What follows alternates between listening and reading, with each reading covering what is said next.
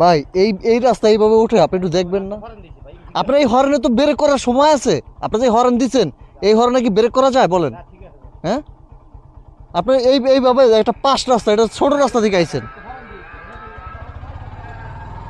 ভাই। আর আপনার যদি কাউরে ডিল মাইরা কোন সরেন, ও কি সইরা সাঁতারবে?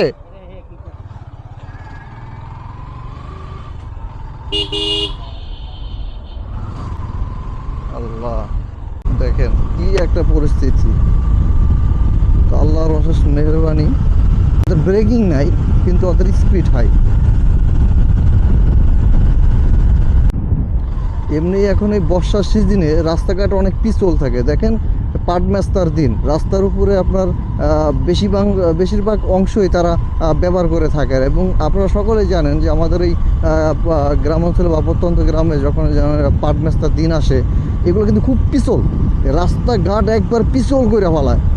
সেক্ষেত্রে বাইকার ভাইয়েরা সবাই একটু সতর্ক থাকবেন।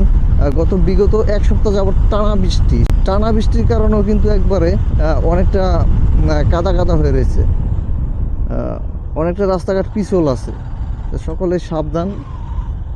আর ভ্যান, টোটো এরা হলো হুটহাট করে ভাই মুসলমানে, ভ্যান বলেন, টোটো বলেন, অটো বলেন, এরা যাইতেছে কিছু খেয়াল করে বুট করে একটা বছর মাইরা দিবে। ঠিক আছে, এদের মানে অসচেতনার কারণে বর্তমানে দুর্ঘটনা কিন্তু বেশি ঘটে।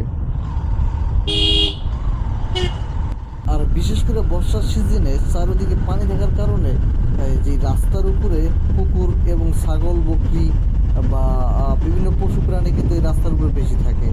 ওরা কিন্তু এলোপাথারি দৌড়াদৌড়ি করে, তাই এই দিক থেকে একটু সাবধান থাকতে হবে।